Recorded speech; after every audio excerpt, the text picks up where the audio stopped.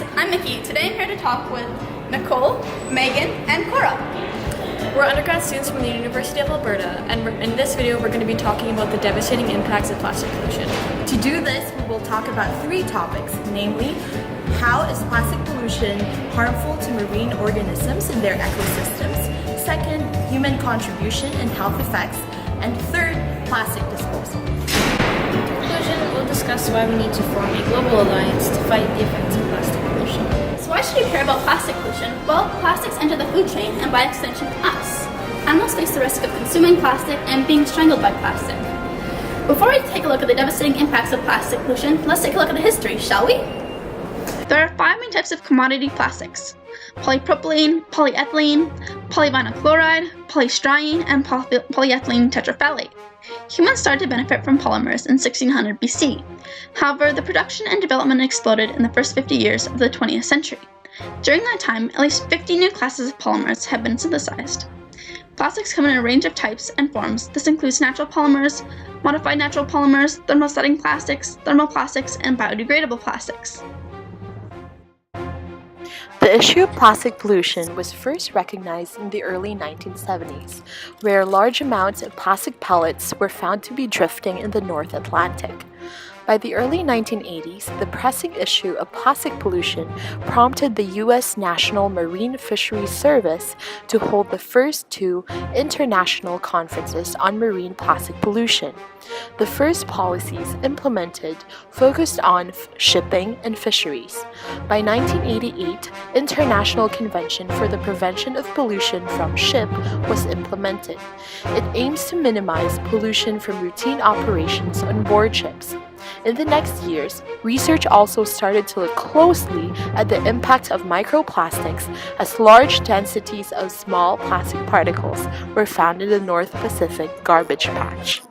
However, plastic isn't all bad.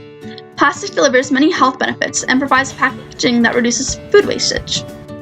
Plastics also reduce transportation costs, helping to lower carbon dioxide emissions due to their lightweight nature. It has been found to reduce energy consumption by 52% and reduce greenhouse gas emissions by 55%. So what are the major problems and societal issues of plastic pollution? Plastics will affect the ocean in many ways. They do not degrade well. They're not biodegradable for the most part, so they're going to sit in the ocean for an extended period of time. Being on the surface, they're going to affect exchange from the atmosphere in the ocean. They can affect the marine life that lives on the surface as it wants to get to the surface, and especially a lot of birds and fish end up swallowing turtles, swallow it or get trapped in it, which will affect their ability to travel, move, eat, breed, etc. Basically, has negative effects on their health and thus the large-scale ecosystems in the associated environment. Sigh, even my poor cat attempts to eat plastic. Plastic pollution causes huge economic losses and endangers human safety and lives. In 2005 alone, the U.S. Coast Guard found that plastic pollution resulted in 269 boating accidents, 15 deaths, and 116 injuries, and $3 million worth of property damage. So how do humans contribute to marine pollution, and how might this impact human health? Let's take, for example, the widely popular microplastics found in personal care products, facial cleansers, body wash, and even your toothpaste. If you have ever been on a tour of the Edmonton Waste Management Centre, maybe you wouldn't think of, but it is a problem, are microplastics. So fleece sweaters or fleece anything clothing related, every time you wash them, they kind of shed little microscopic pieces of plastic, and that goes into the oceans similar to kind of larger plastic items and can be a problem for small sea life essentially, and then that compounds as it goes up the food chain. Microplastics in such small size not only leads to increased toxicity and likelihood of being consumed by marine organisms, it also allows these microplastics to absorb hydrophobic chemicals. The most common one is polychlorinated biphenyls, or PCBs, an organic contaminant which is widely associated with cancers of the digestive tract and developmental problems. Because their size are greatly reduced, these microplastics and consequently the harmful chemicals such as PCBs they absorb become bioavailable to organisms at low trophic levels. Examples of which are filter feeders such as copepods, sponges, and clams. These filter feeders are a source of food for organisms such as pelagic fish, which are higher up in the food chain. So how is this a threat to human health? Researchers argue that this is because humans rely so heavily on the marine ecosystem for food. A recent report from the United Nations indicate that there has been an increase of 20 kilograms per year in the global per capita of fish consumption.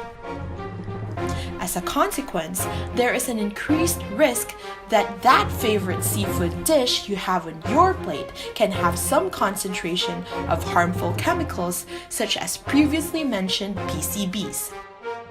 So that exfoliating scrub that you use for healthy glowing skin might not actually be so healthy for you at all. Furthermore, not only can plastic pollution find its way into our food chain, but most especially in developing countries, plastics are commonly found to severely clog up the drainage system in urban regions. Research conducted in Mumbai, India, supports that this is a growing area of concern, especially with increasing population rates and industrialization. And let's closely examine plastic disposal. The problem with plastics is that we treat them as disposable. A plastic shopping bag is useful for 20 minutes before it's thrown away and then takes centuries to break down. Most plastic packaging is designed to be discarded. What happens to it when you're done with it? Worst case scenario? Litter. Plastic never really goes away. 92% of raw plastic resins used for manufacturing plastic products in North America are non-biodegradable thermoplastics typically made from petroleum, which is a non-renewable source. Thermoplastics can only be broken down by light and heat into smaller microplastics that easily infiltrate the food chain. So let's look at a particular example. How does the University of Alberta manage its plastic waste? So I'd like to just explain how recyclables kind of go on campus. So from the buildings, they go to our on-campus recycle transfer station. So that's at the Phillips building, and there are different compactors for the recyclables to go into. So from the transfer station, our contracted waste hauler picks them up, and then they take them to their MRF where they're further sorted out.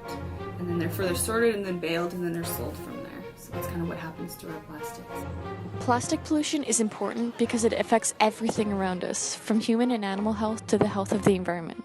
Plastic waste has become a huge phenomenon and has massive impacts on our everyday lives, which is why it's important to study the subject and become knowledgeable and active learners.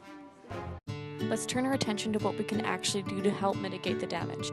I think if I start with the simpler things, I'd say I always carry around a water bottle with me. Even when at school you see all the water filling up stations, and you can always see how many bottles have been saved, which I think is a starting point for sure. I personally try to limit my own plastic consumption a lot, so I try not to use plastic cutlery, any kinds of disposable plastic foodware, dinnerware. I carry around my own metal straw, stuff like that. First thing is educating people. You know, there's people who will understand, but there's a lot of people who probably don't know about all the negative impacts of plastic. So if you can really show them what it is, show it how it gets there, and also really make clear that plastics are not biodegradable in the ocean over any reasonable, time frame. Or grocery shopping, it's so easy to bring your own reusable bag. There's so many reusable bags out there, so grab they're ones made of cotton, or even just they're called Chico bags, and they're kind of they pack down really small. What we're really trying to get at here is not to fear plastics, rather to become aware of their effects and avoid excess use when it isn't necessary. Ignorance in this case is not bliss. Reducing plastic doesn't have to mean downgrading. It just means choosing a different path. Helping reduce waste is not as scary as it seems. Even little changes in your everyday life can create a huge impact. Thank you for taking the time to listen to this video. Let's use this information to create change. We can change the world. Just try today.